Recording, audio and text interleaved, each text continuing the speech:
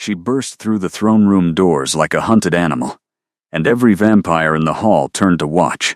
Her name was Maya, and she was about to beg the most dangerous man in the kingdom for a lie that would save her life. The Vampire King didn't look up from the blood treaty he was signing. King Dorian sat on a throne carved from black obsidian, his dark hair falling across a face that could have been sculpted from marble and moonlight. He wore crimson and black, colors that shouldn't have worked together but on him looked like war and roses. Around him, his council stood in a semicircle of velvet and fangs, all ancient, all powerful, all staring at the human girl who dared to interrupt. Maya's hands shook as she crossed the marble floor. She'd practiced this moment 100 times in her mind during the 3-mile walk from town. She'd rehearsed the words, steadied her voice, prepared herself for rejection, but now, standing in the cold shadow of his throne with her heart hammering against her ribs, every careful word dissolved on her tongue. "Your Majesty," she managed, her voice barely above a whisper. The king's pen stilled. Slowly, so slowly it felt like winter creeping across glass, he raised his eyes to meet hers. They were the color of smoke and steel, and when they landed on her face, Maya forgot how to breathe. He said nothing, just watched her with the patience of something that had lived for centuries and could afford to wait. "I need," Maya started, then stopped. Her fingers twisted in the fabric of her dress, a simple cotton thing that marked her as human, as poor, as beneath the notice of anyone in this room. "I need your help." The council members exchanged glances. One of them, a woman with silver hair and a smile like cut glass, laughed softly. A human needs help from the king. How novel. "Silence," Dorian said without looking away from Maya. His voice was quiet, but it cut through the room like a blade through silk. The council fell silent. Maya took a breath that tasted like copper and fear. "There's a man," she said. "A vampire named Marcus Vrel. He's been following me for months, waiting outside my work, leaving letters at my door. Yesterday he told me that if I don't accept his courtship by the next full moon, he'll invoke the old laws, the claiming rights." Another murmur rippled through the council. Claiming rights were ancient, brutal, and technically still legal. If a vampire declared formal intent and the human had no protected status, no family to contest it, they could be taken, bonded, owned. "And you have no family," Dorian stated. It wasn't a question. "My parents died 3 years ago," Maya said, forcing herself to meet those steel-gray eyes. "I have no siblings, no husband, no one to speak for me." "So you came here," the king said, leaning back in his throne. "To ask what exactly?" Maya's fingernails dug into her palms. The words came out in a rush, desperate and raw. "Pretend to be my husband. Just for one night. Just long enough for me to stand before Marcus and show him I'm already claimed. Already protected. He can't touch me if I belong to someone more powerful." The throne room went so silent Maya could hear her own heartbeat. Then the laughter started, not from Dorian, but from his council, rippling through the assembled vampires like wind through dead leaves. "A human asking the king to play pretend," someone said. "The girl has lost her mind. She's desperate," another voice offered, almost pitying. "She doesn't understand what she's asking." But Dorian didn't laugh. He stood, unfolding from his throne with a grace that didn't seem quite real, and descended the 3 steps to the main floor. He moved like shadow made solid, like something that had forgotten it was supposed to follow the same laws of physics as everything else. He stopped 3 paces from Maya, close enough that she had to tilt her head back to maintain eye contact, close enough that she could smell night air and old blood and something darker she couldn't name. "You want me to pretend to be your husband," he said softly. "To lie to Marcus Vrel and send him away." "Yes," Maya whispered. "Just once. Just long enough." Dorian's expression didn't change. "No." The word landed like a stone in still water. Maya felt something inside her chest crack. "Please," she said, and hated how her voice broke. "I have nowhere else to go. No one else to ask. If Marcus takes me, I'll disappear. I'll become property. I'll stop existing. I know." The king's eyes held hers, and for a moment, Maya saw something move in those gray depths. Something that looked almost like old pain, which is why I won't pretend. Maya blinked. "What?" "If I claim you," Dorian said, his voice dropping even lower, "it will be real. No pretending. No lies. You'll be mine in every way the law recognizes. My wife. My consort. My responsibility." The throne room exploded. "Your Majesty, you can't. A human consort. This is madness. The bloodlines." The council erupted in protest, voices overlapping in a cacophony of shock and outrage, but Dorian raised one hand and silence fell like a hammer. Maya stared at him, her mind struggling to process what she'd just heard. "I don't understand," she said. "You want me to actually marry you? To stay married?" "I'm offering you protection," Dorian replied. "Real protection. Not a performance. Not a lie to be discovered later and used against you. If you want to be safe from Marcus Vrel, if you want to be safe from every vampire who might look at you and see easy prey, then you become untouchable. You become mine." "But," Maya started. "Why would you?" "Because no one should be hunted." His voice was hard, final, with something underneath it that sounded like old anger directed at someone not in the room. "Because the claiming rights are barbaric and I've been looking for an excuse to challenge them. And because if I'm going to take a consort, I'd rather it be someone brave enough to walk into this room and ask for help than some political arrangement my council keeps pushing on me." He extended his hand, palm up. A gesture of offering, not demand. "Choose," he said. "Leave here unprotected, and hope Marcus loses interest, or accept my claim and never fear him again. But understand this. If you take my hand, it's not pretend. It's real. It's forever." Maya looked at his hand, at the long fingers and old scars, at the silver ring on his thumb that marked him as king. She thought about Marcus Vrel waiting in the shadows, about the letters that had started romantic and turned threatening, about the way he'd smiled at her yesterday, all teeth and certainty, as if she were already his. She thought about her parents, dead from the fever, and the small apartment she lived in alone, about the bakery where she worked, kneading dough at 4 a.m. because it was the only job she could get, about the life she had, small and quiet and hers.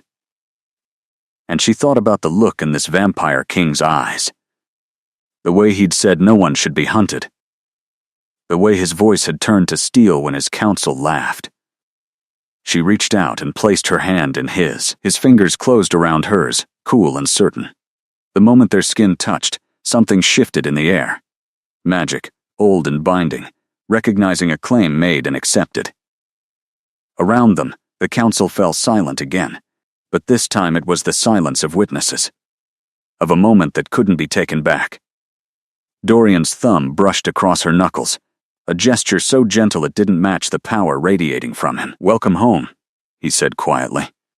And Maya realized she'd just changed her life forever, for a man she didn't know. In a world she didn't understand, because the alternative was worse. She'd asked for pretend, he'd given her real. Now she'd have to figure out how to survive it. The king's private chambers smelled like leather and old books and something Maya couldn't quite name. Cedar, maybe, or smoke from wood that had burned centuries ago and left its ghost in the walls. She stood in the center of the receiving room, still wearing her cotton dress, still shaking from adrenaline, while Dorian spoke in low tones to a tall vampire woman who'd appeared the moment they'd left the throne room. "This is Celeste," he said, turning to Maya. "My head of household. She'll help you settle in." Celeste had steel gray hair pulled into a severe bun and eyes that looked like winter twilight. She studied Maya the way someone might study an unexpected puzzle piece, trying to figure out where it fit. "You'll need clothes," Celeste said, her voice crisp and efficient. "A proper wardrobe. The king's consort can't be seen in cotton." "I like cotton," Maya said before she could stop herself. Celeste's expression didn't change, but something that might have been approval flickered across her face. You can like it in private. In public, you'll wear silk. She turned to Dorian. The announcement. When? Tomorrow night, Dorian said. A formal presentation. I want every vampire in the territory to know she's under my protection before Marcus hears rumors and tries something stupid. Celeste nodded and left without another word. The door closed behind her with a soft click, and suddenly, Maya was alone with the vampire king she'd just married. The silence stretched. Dorian moved to a cabinet against the wall and poured 2 glasses of something amber. He held one out to her. You don't drink blood, Maya said. It wasn't a question, but it came out uncertain anyway.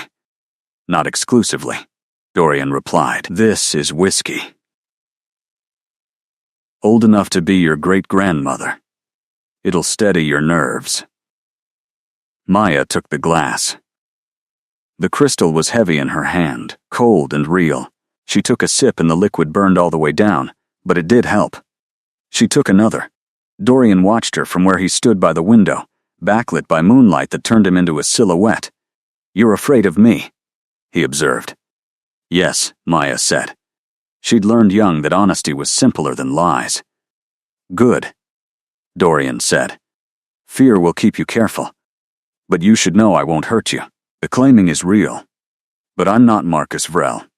I won't force anything you don't freely give. Then what do you want from me? Maya asked. The question had been building in her chest since the throne room. Why did you really agree to this? Dorian was quiet for a long moment. When he spoke, his voice carried the weight of something carefully considered. My first wife died 200 years ago. The words landed like stones in still water. Maya set down her glass. I'm sorry, she said. Because what else could she say? Her name was Isla, Dorian continued. Human, like you. We had 17 years together before age took her. I watched her grow old while I stayed frozen. Watched her hair turn gray. Watched her hands begin to shake. And when she died, I swore I'd never bind myself to a human again. Never watch someone I cared for wither while I remained unchanged. He turned to face her fully.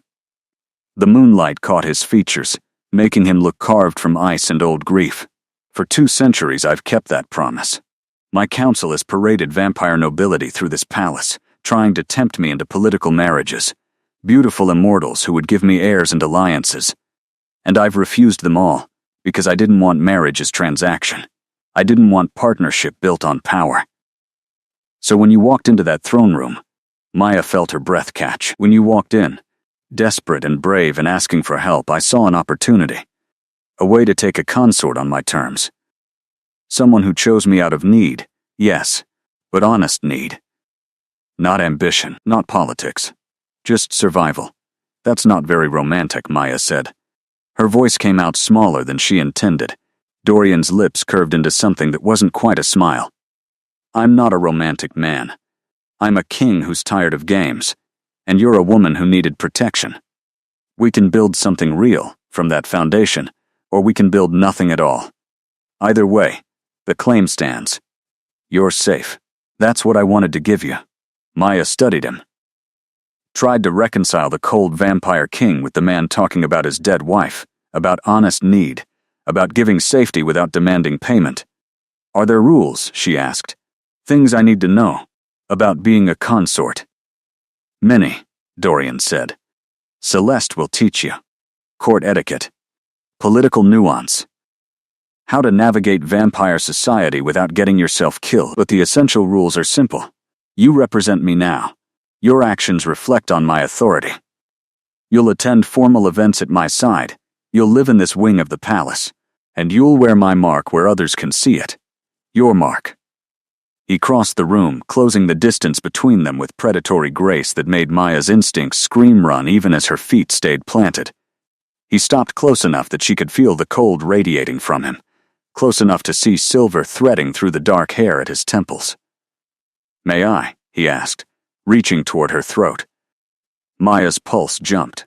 She nodded, not trusting her voice. Dorian's fingers brushed the side of her neck, cool and careful. He touched a spot just below her ear, and Maya felt a sharp sting followed by spreading cold. When he pulled his hand away, she saw frost melting on his fingertips. She touched her neck and felt raised skin. A mark. His mark. Sealed in ice and magic, claiming her as his. "It'll fade to silver," he said. "Like a scar. Any vampire who sees it will know you're bound to me. Untouchable." Maya looked down at her hands, at the simple calluses from kneading bread, at the dress that marked her as common. 24 hours ago, her biggest worry had been making rent. Now she wore a vampire king's mark and stood in his private chambers as his wife. The absurdity of it hit her all at once. "I don't know how to be a queen," she said. "Good," Dorian replied. "I don't need a queen. I have a kingdom. What I need is someone real in a palace full of masks. Someone who'll tell me the truth even when it's inconvenient. Can you do that?" Maya met his eyes. Those steel-gray depths that held 2 centuries of life and loss. "Yes," she said. "I think I can. Then we'll figure out the rest as we go." He moved back to the window, giving her space to breathe. "There are 3 rooms in this wing. My bedroom. Your bedroom. And the shared sitting room where we are now. You're welcome to your privacy. I won't intrude unless you invite me. But in public, we'll need to appear united. Devoted even. Can you pretend that much?" "I thought we weren't pretending," Maya said. The corner of Dorian's mouth lifted. "We're not pretending about the bond.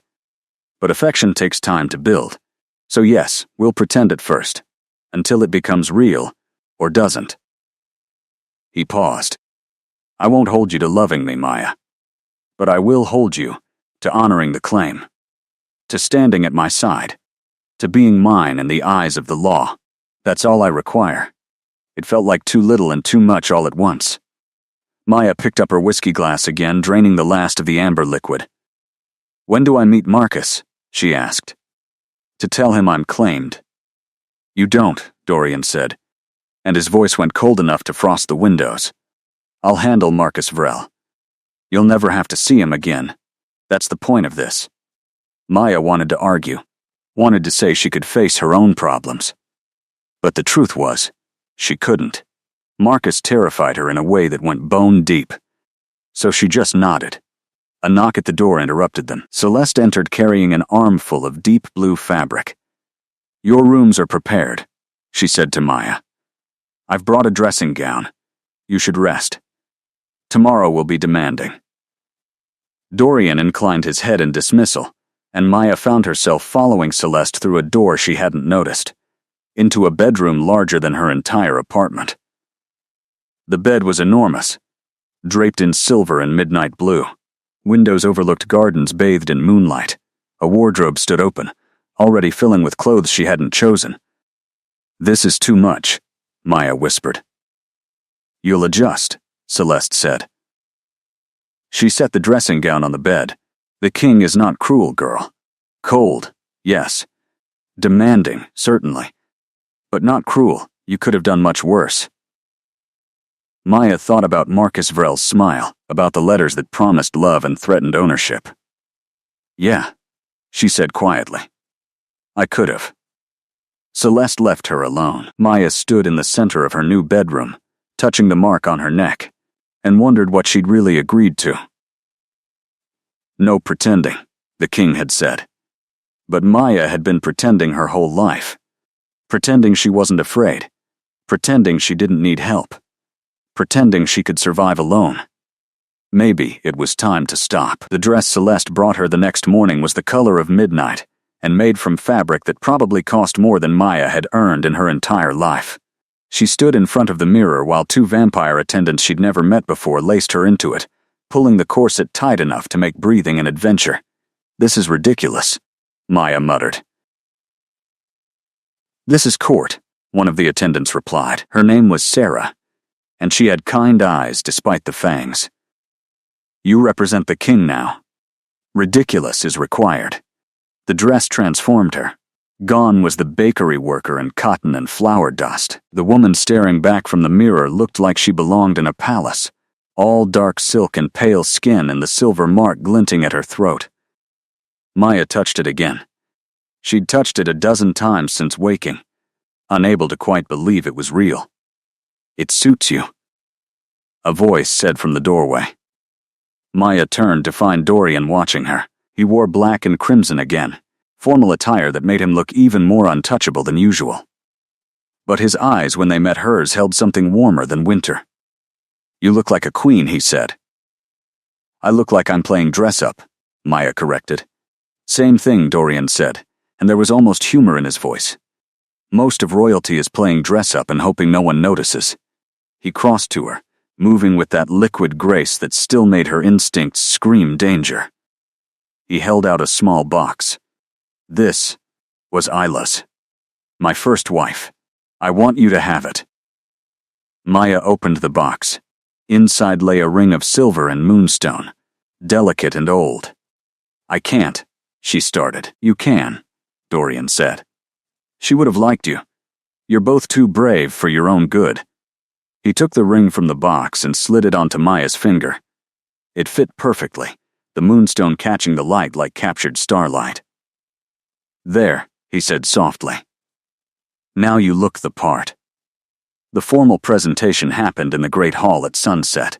Maya stood beside Dorian's throne, his hand resting possessively on the small of her back, while what felt like every vampire in the kingdom filed past to pay respects. Lords and ladies in velvet and jewels, ancient creatures who'd seen empires rise and fall, all of them staring at the human girl who'd somehow become their king's consort overnight. "Congratulations, Your Majesty," they said, voices dripping with false warmth and real calculation. "Such an unexpected choice. How modern.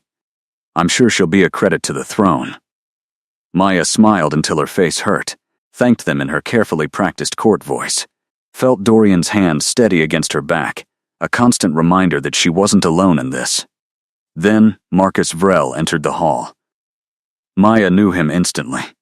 Tall and blonde with eyes like chips of ice, and a smile that had once seemed charming before it turned predatory. He wore expensive clothes and carried himself like nobility, but there was something oily about him, something that made Maya's skin crawl. Marcus stopped in front of the throne. His eyes raked over Maya, lingering on the mark at her throat, on the ring on her finger. When he finally looked at Dorian, his smile had sharpened to something dangerous. "Your Majesty," he said, his voice smooth as poisoned honey. "I heard the most interesting rumor, that you'd taken a human consort. I had to come see for myself." Dorian's hand pressed firmer against Maya's back. "The rumor is truth," he said. "Maya is my bonded consort, my wife, legally and magically bound." Marcus's smile didn't waver. How extraordinary. I'd been courting a human girl myself. Young thing. Worked at a bakery in town.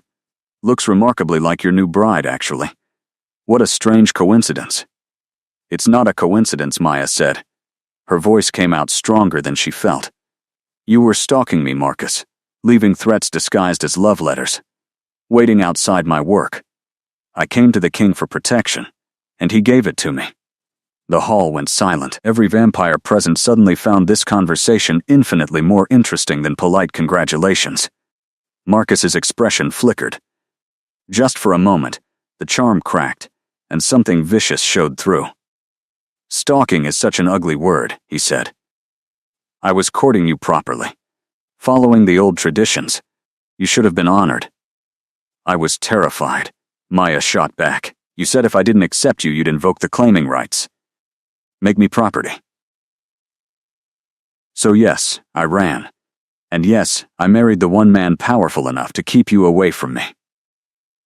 Marcus turned to Dorian. "The claiming rights are legal, Your Majesty, sanctioned by the old laws. If the girl was unclaimed, I had every right to pursue her."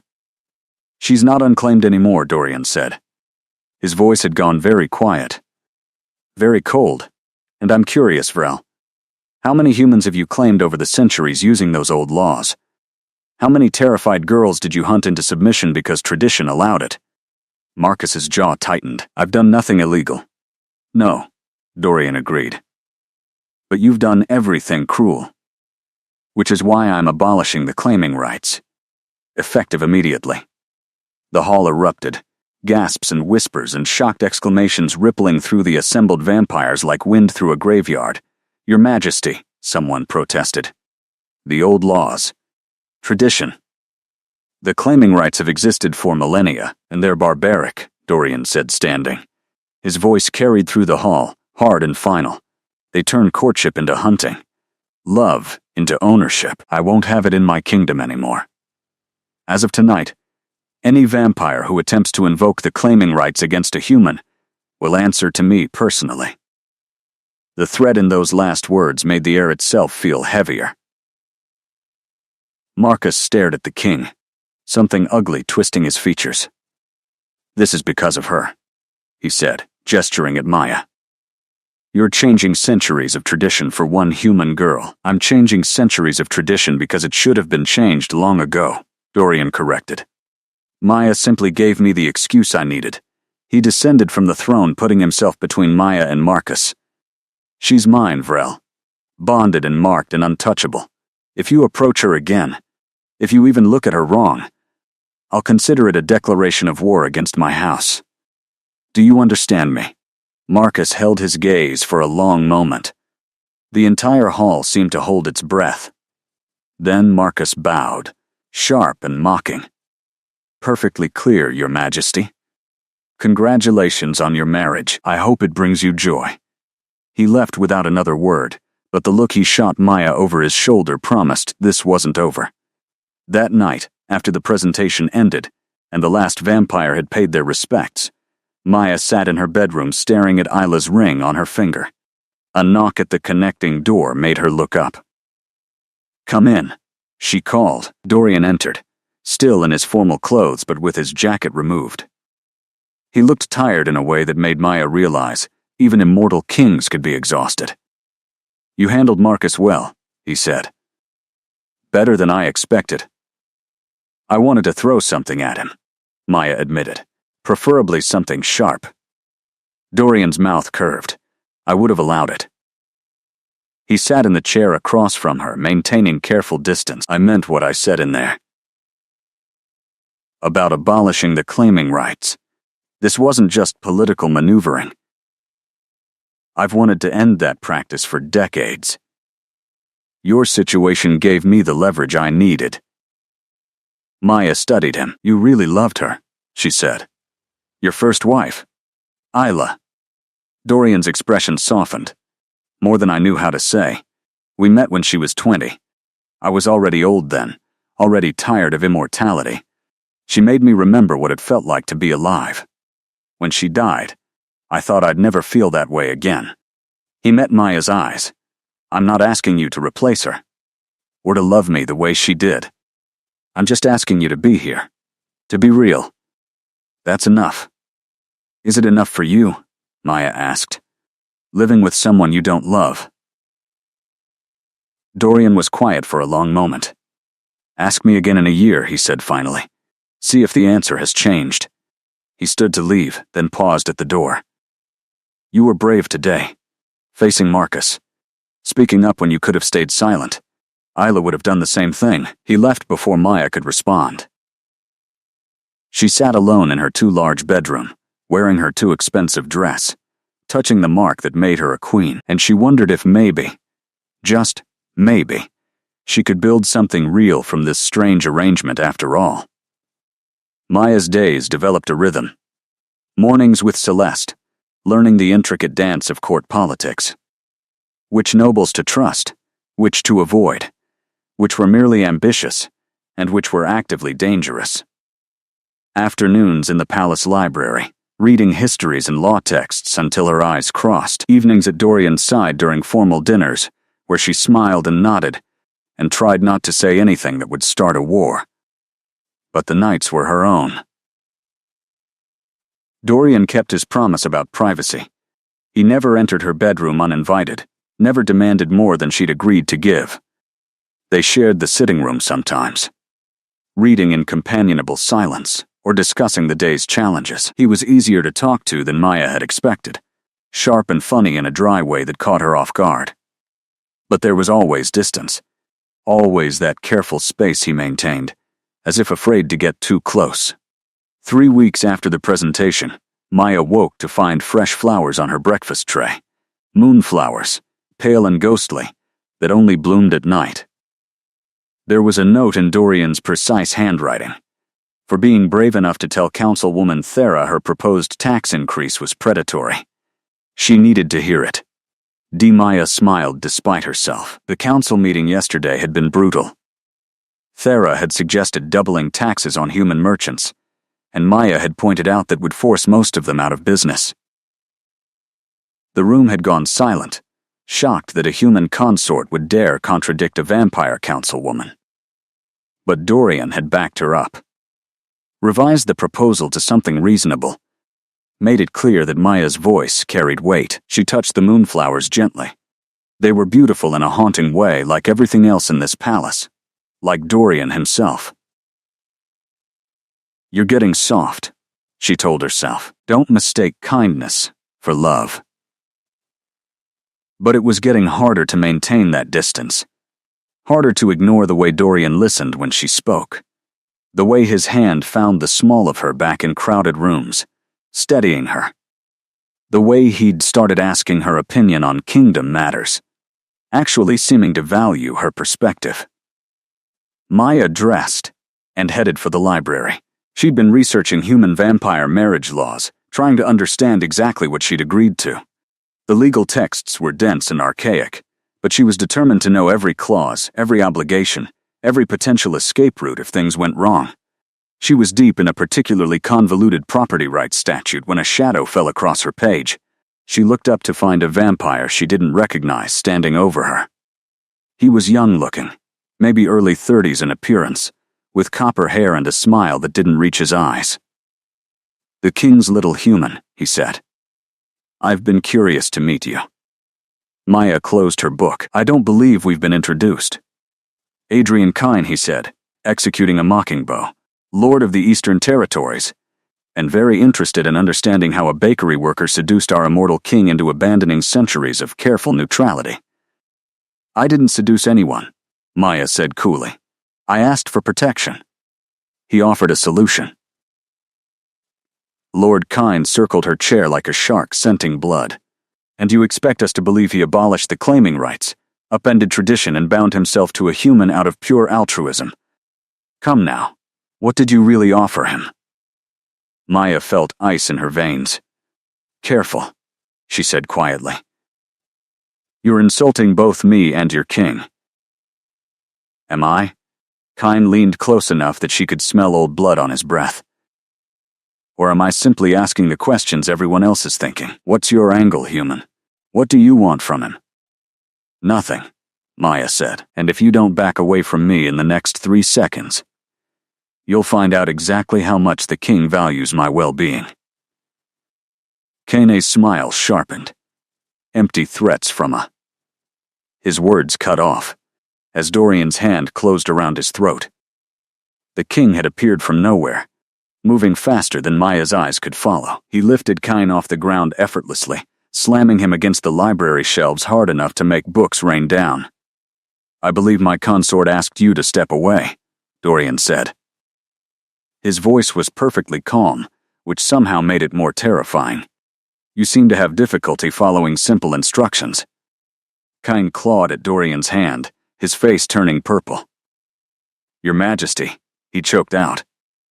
"I meant no, you meant to intimidate her," Dorian interrupted. "To make her feel unsafe in her own home. To question her worth and her motives." He leaned closer, his eyes gone cold as winter death. "Let me be very clear, Kyne. Maya is not merely my consort. She is my partner, my equal in all ways the law allows. Any insult to her is an insult to me. Any threat to her is a declaration of war. Do you understand?" Kyne managed a strangled nod. Dorian released him. The vampire collapsed to the floor, gasping. "Get out," the king said quietly. "And spread the word. Anyone who questions Maya's place here will answer to me personally. Kaine fled. Books continued to fall from the disturbed shelves, their pages fluttering like broken wings. Dorian turned to Maya, his expression softening. Are you all right? Maya's hands were shaking. She pressed them flat against her book to still them. He was just talking, she said. Just being an ass. You didn't have to. Yes, Dorian said. I did. He crossed to her, crouching beside her chair so they were eye level. His hand covered hers on the book. Warm for once instead of cold.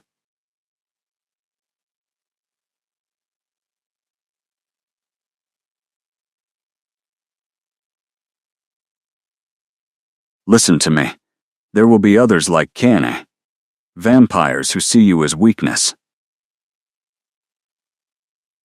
As a political liability. As prey. I need you to understand that I will not tolerate that. Not ever. You're under my protection, Maya. That means something. I'm not some helpless thing that needs constant defending, Maya said.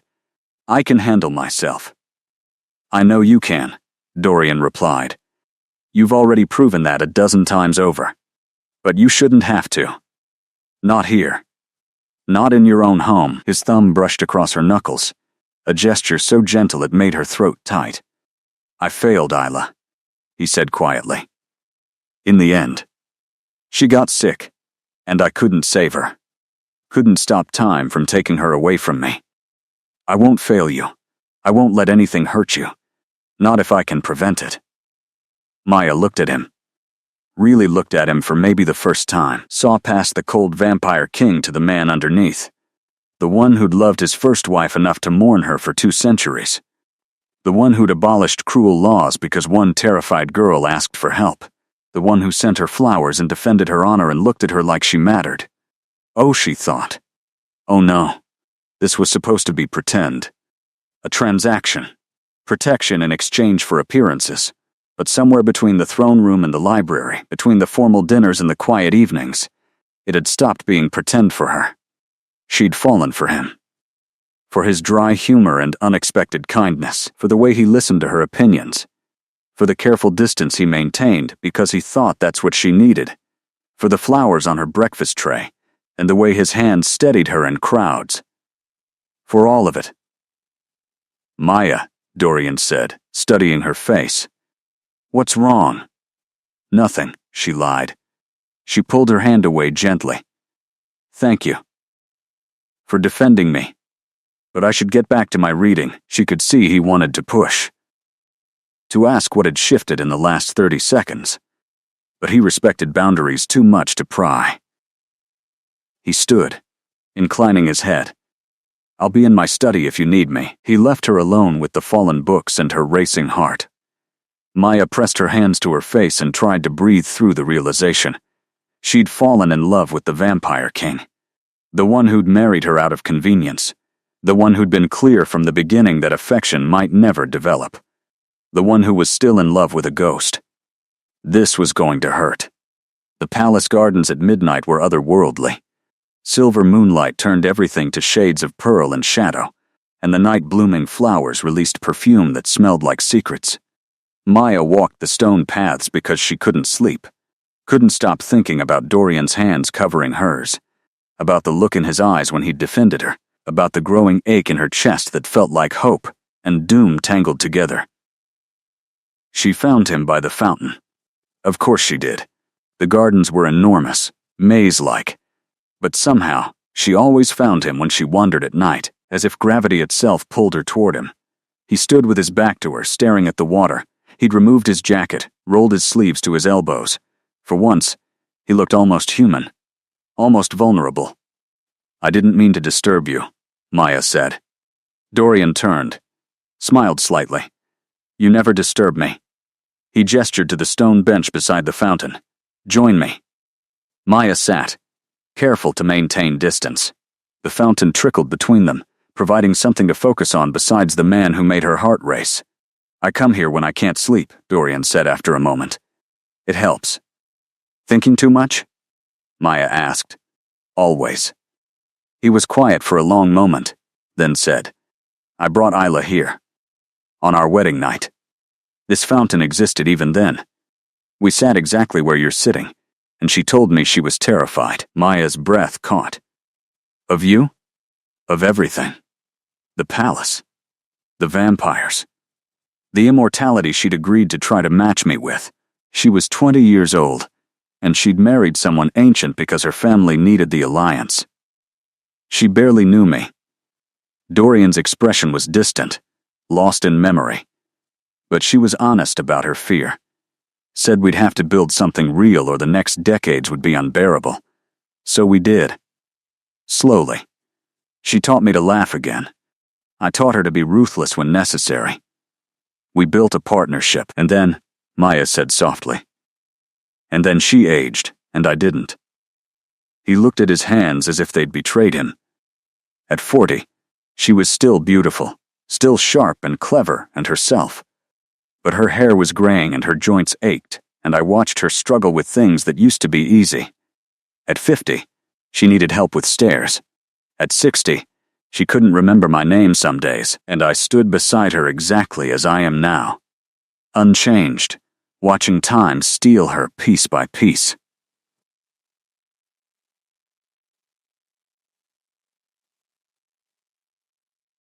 His voice cracked. She died at 62. In her sleep. Peacefully, and I was grateful because at least she wasn't in pain anymore. But I also felt like I'd been robbed, like we'd barely had any time at all. 17 years. What's 17 years to someone who's lived for millennia? Nothing. A heartbeat. Maya wanted to touch him, to offer comfort, but she kept her hands in her lap. I'm sorry, she said, that you lost her. Dorian looked at her then, really looked at her, with something raw in his eyes. I swore I'd never do that again. Never love a human. Never watch someone I care about wither while I stay frozen. It's why I refused every marriage my council proposed. Why I've stayed alone for 2 centuries. He paused. And then you walked into my throne room. Maya's heart hammered. Dorian. Don't, he said quickly. Don't say anything yet. Let me finish. He took a breath that seemed unnecessary for someone who didn't need to breathe. I told you this marriage was about protection, about taking a consort on my terms. And that was true, but it wasn't the whole truth. Maya waited. The fountain trickled. Somewhere in the garden, a night bird called. The whole truth is that I looked at you in that throne room, brave and desperate and asking for help, and I felt something I hadn't felt in 200 years, Dorian said. I felt alive. Interested. Connected. And it terrified me. Because I knew what it meant, that if I claimed you, if I brought you into my life, I'd be setting myself up for the same pain all over again. Watching you age. Losing you. But I did it anyway, he continued. I told myself it was about the claiming rights. About politics. About finding an excuse to take a consort without political strings. But really, I just wanted you here. I wanted to see what we might build together, even knowing how it ends. Maya's throat felt tight. You said no, pretending. I lied. Dorian said simply. I've been pretending this whole time. Pretending I'm not falling for you. Pretending the distance I maintain is about giving you space, when really it's about protecting myself. Pretending that the flowers I send are just friendly gestures, not me trying to make you smile because your smile makes this palace feel less cold.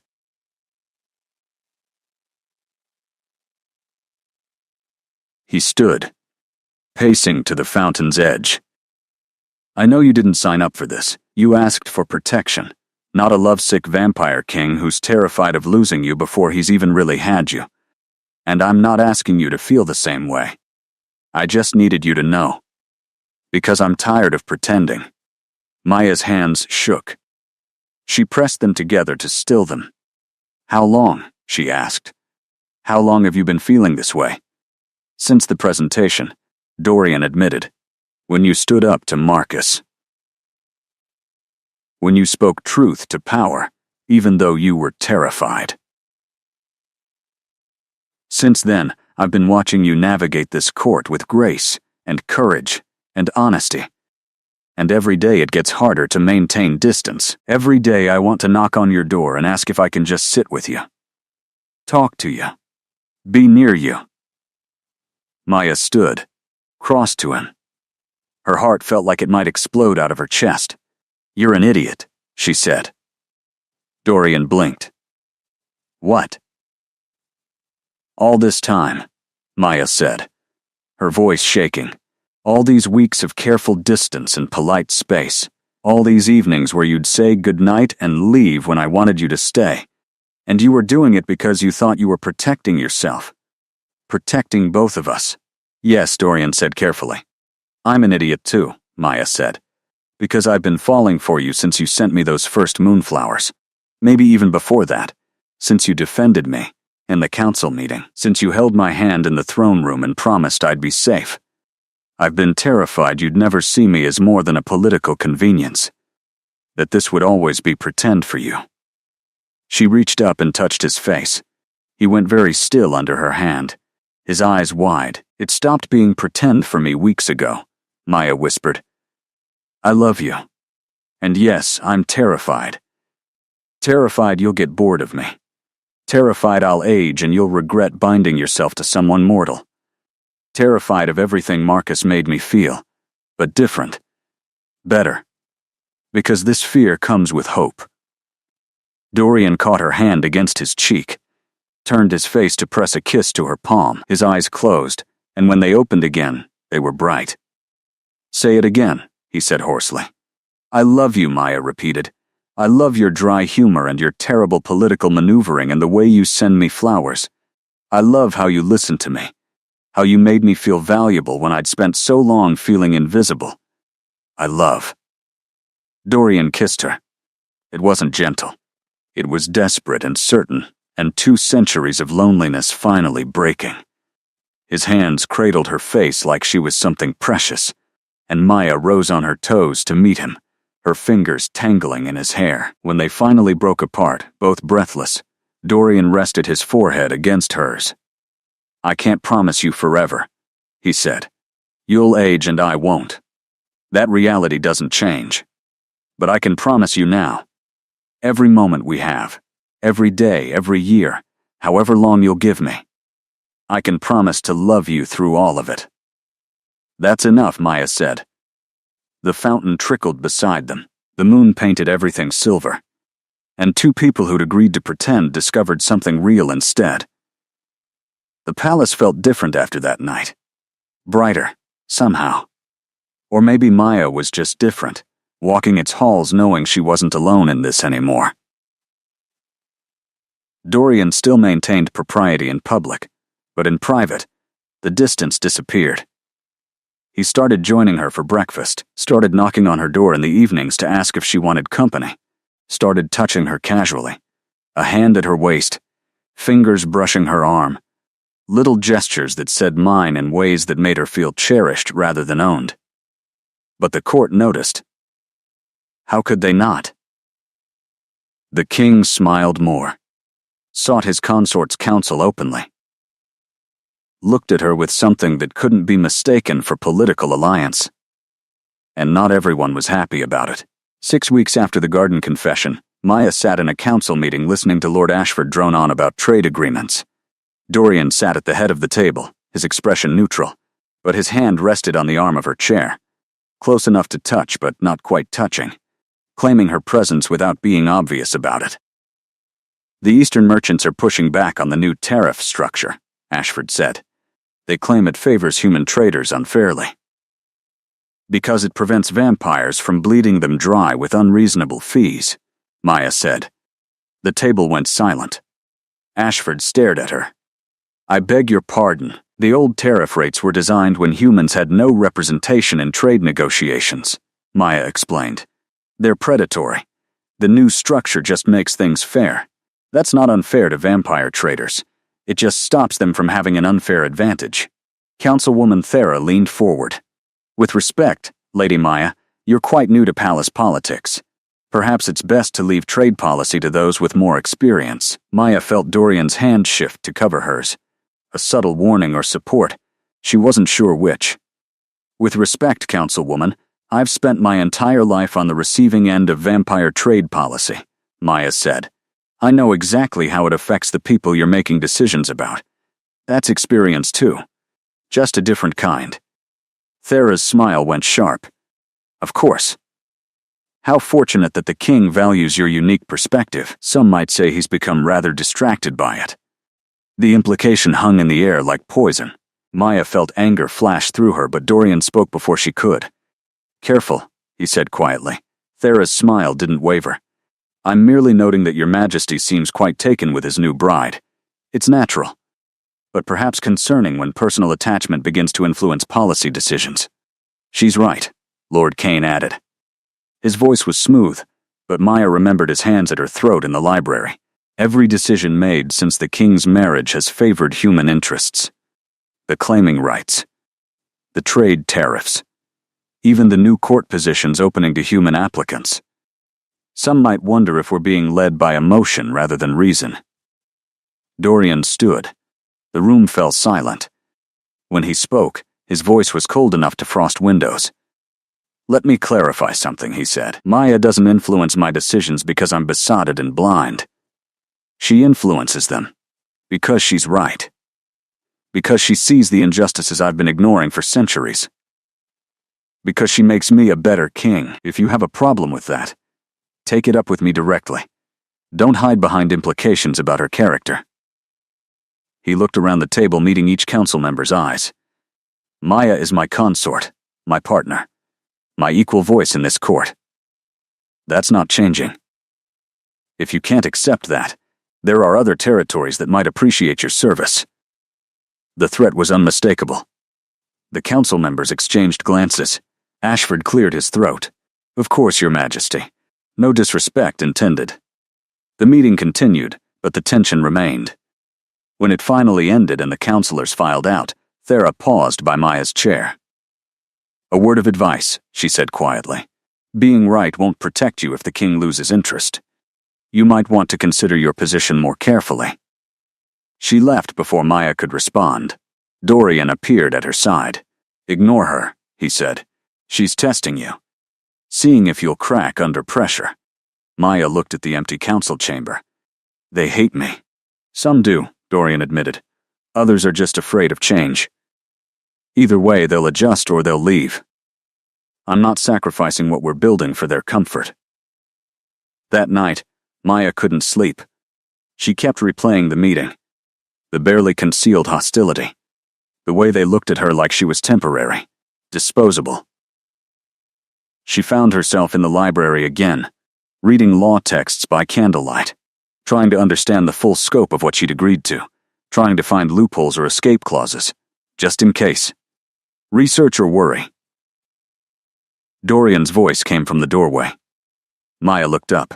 He wore a silk robe, his hair slightly mussed. He looked younger like this. Less kingly, more human. Both, she admitted. Dorian crossed to her, reading over her shoulder. Marriage dissolution laws. His voice was carefully neutral. Second thoughts? No, Maya said quickly. Just wanting to understand my options. In case you change your mind. In case this stops being real for you. Dorian pulled a chair close, turned her to face him. Look at me. Maya met his eyes. Those steel-gray depths that had terrified her once and now made her feel safe. I'm not going to change my mind, he said. I know Thera got to you today. I know the council is pushing back. But none of that changes how I feel about you.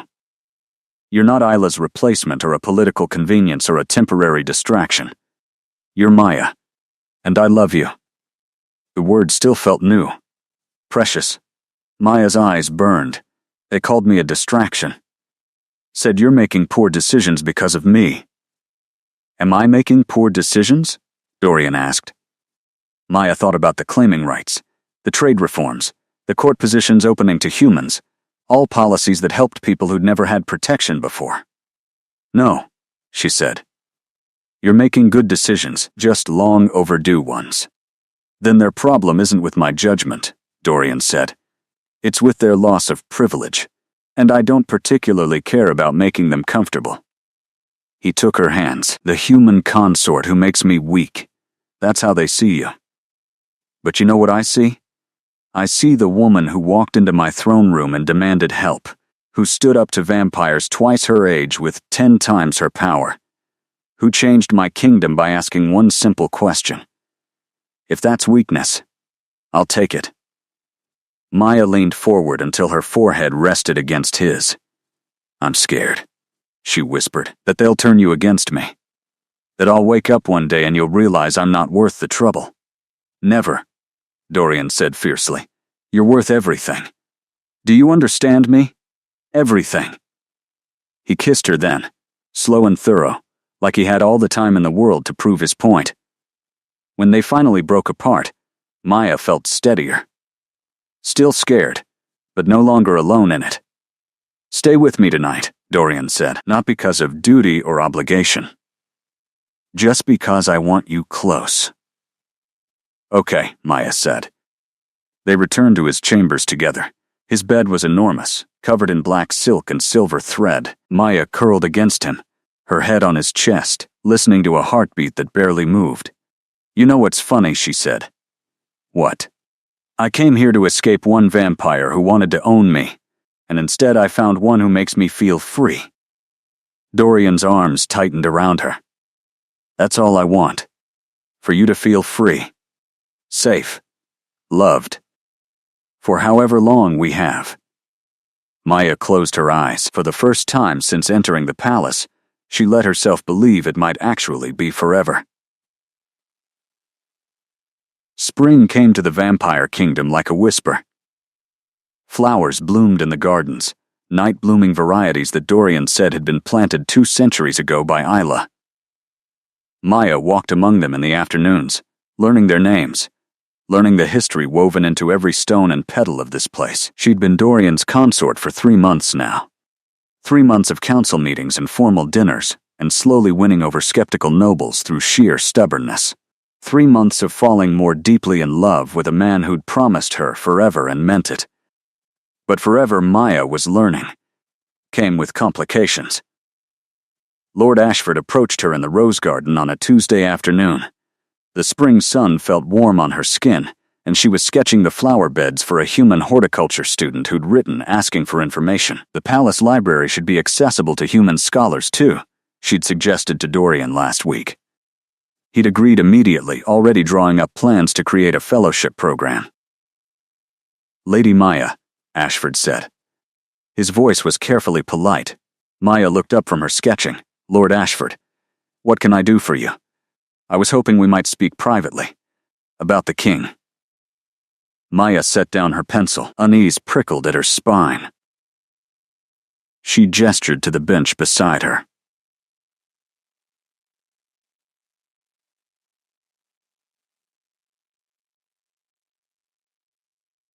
We can speak here. Garden's private enough. Ashford sat stiffly. He was old, even by vampire standards.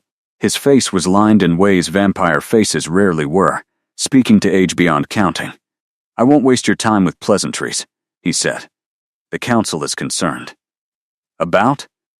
About the king's attachment to you. His increasing tendency to prioritize human welfare over vampire interests. His willingness to overturn centuries of tradition. That doesn't sound like concern, Maya said. It sounds like opposition. Call it what you like, Ashford replied. The fact remains that Dorian is changing, and not everyone believes those changes are for the better. Maya kept her voice steady. The changes ensure humans are treated fairly. That's not anti-vampire. It's pro-justice. Justice is a matter of perspective, Ashford said. To vampires who've enjoyed certain privileges for millennia, your version of justice feels like loss.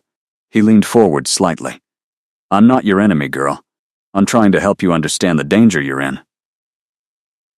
What danger? The danger of a king who loves you too much to see clearly. Ashford's expression was grave. Dorian abolished the claiming rights for you. He's restructuring trade policy because of you. He's opening the court to humans because you asked. Every major decision he's made in the last 3 months has been influenced by your presence in his life. That's not leadership. That's obsession. Maya's hands clenched. He listens to me because I offer a perspective he needs. Because I care about people the council ignores. Not because he's obsessed. You're mortal, Ashford said bluntly. You'll age. You'll die.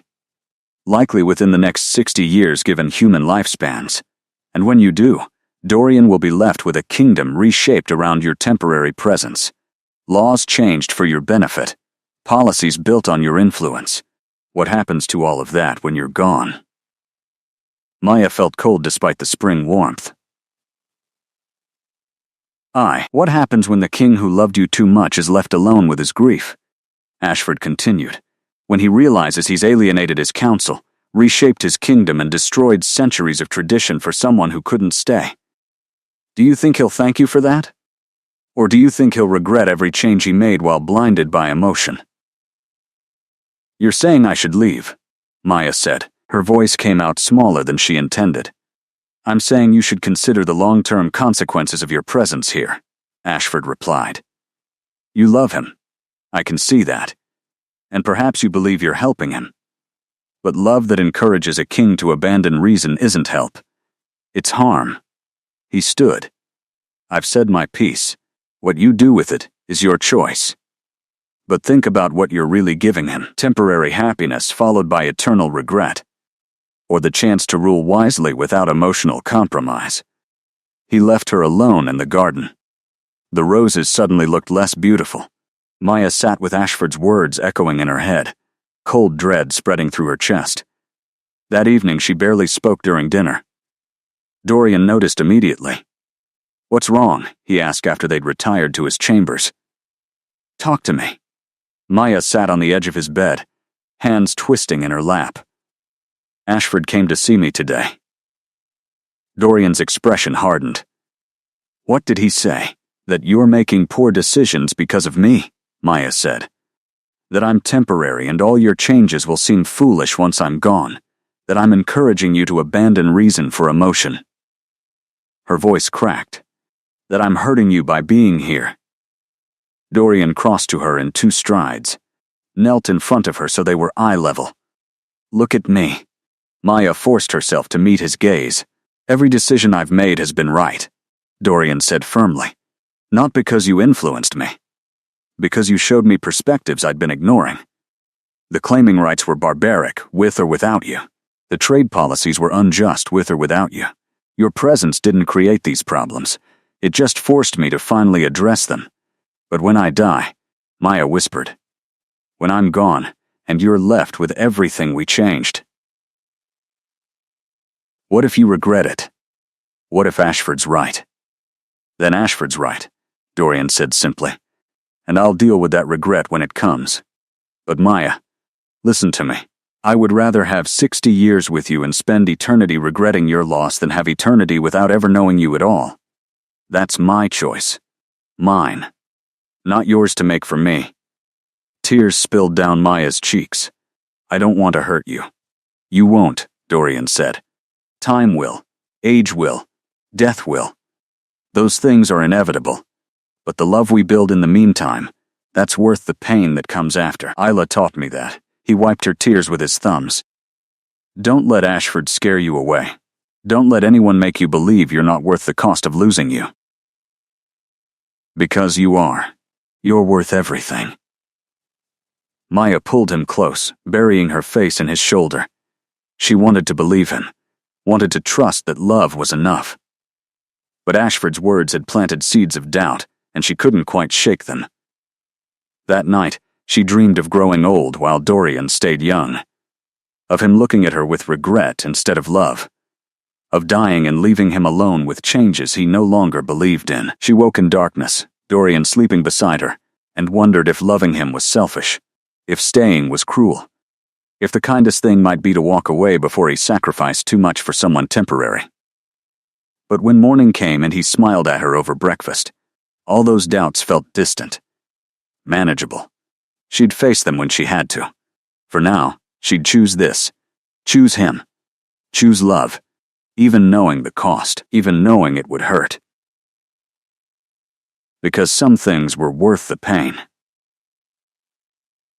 The Festival of Spring Renewal happened every year. A celebration where the entire kingdom gathered to welcome the new season, to honor growth and change and transformation. This year, Dorian decided to make it something more. "We're going to formalize your role," he told Maya a week before the festival.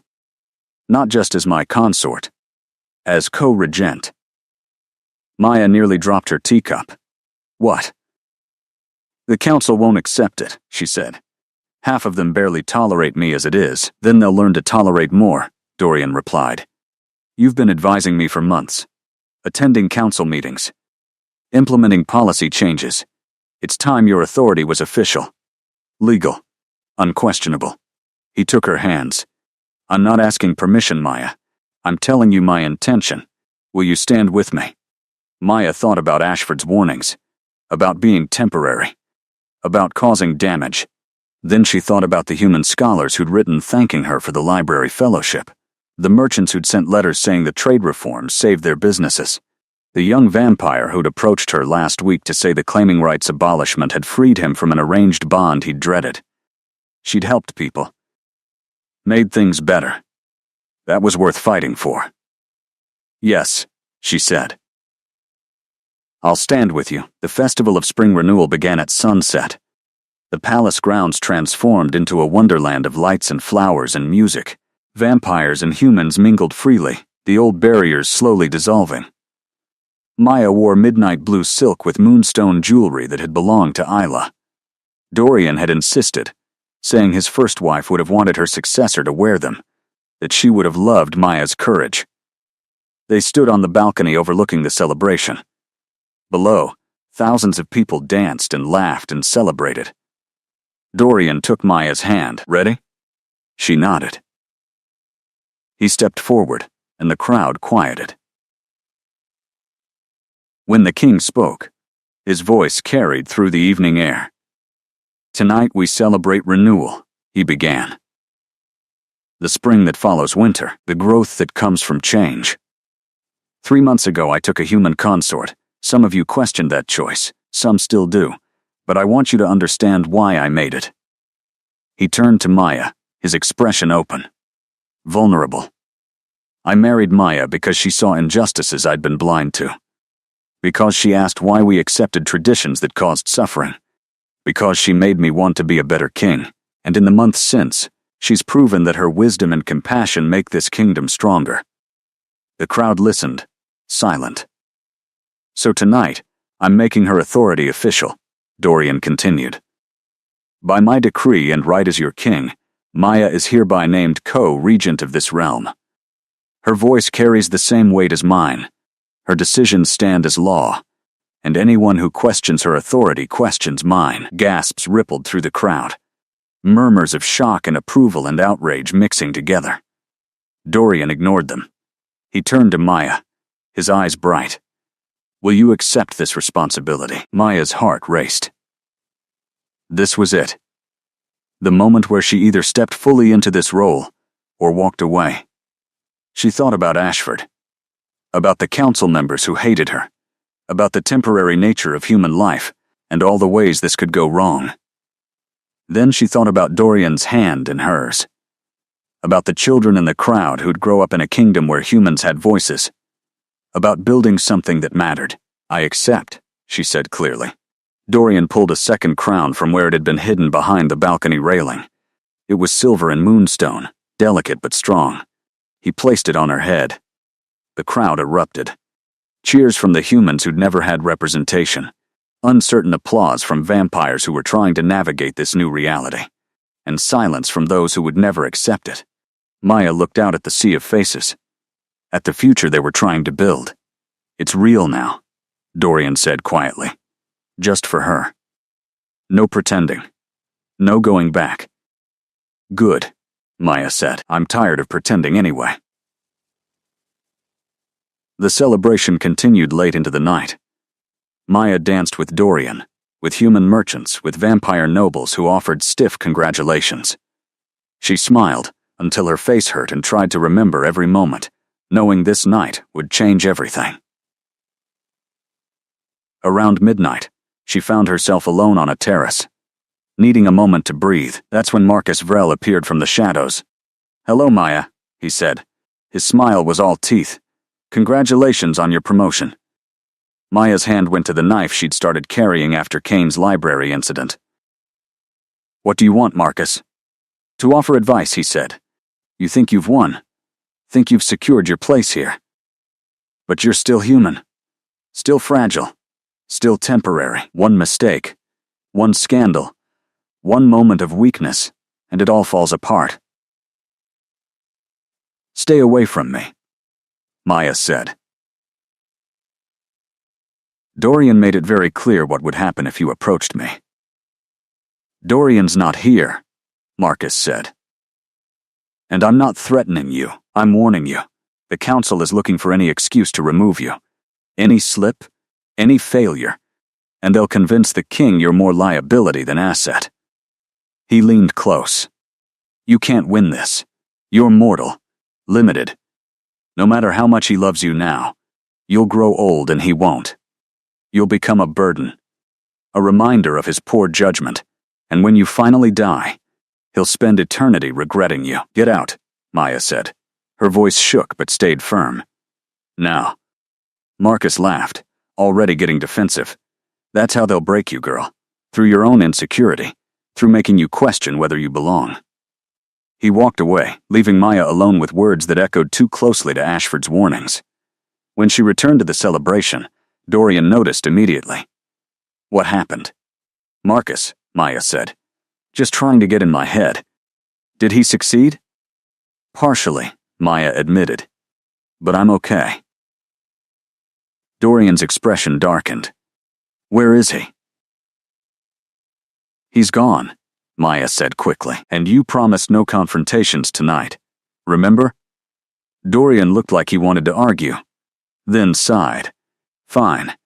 But we're discussing security protocols tomorrow. Marcus shouldn't have been able to get near you." They returned to their chambers late, both exhausted. Maya removed her crown carefully, setting it on the dresser beside Isla's ring. "I keep thinking about what Marcus said," she admitted. "About me being temporary." Dorian pulled her close. "Everyone is temporary to an immortal. That doesn't make you less valuable." "Maybe not," Maya said. "But it does make me scared. Scared I'm not enough. That I'll never be enough." "You are enough," Dorian said firmly. "You are everything. And I will spend however many years we have proving that to you." Maya kissed him, trying to believe it, trying to trust that love could be enough despite time and politics, and all the reasons it shouldn't work. Outside, the festival continued. Inside, two people who'd started with pretending held each other and hoped Real would be strong enough to survive what was coming.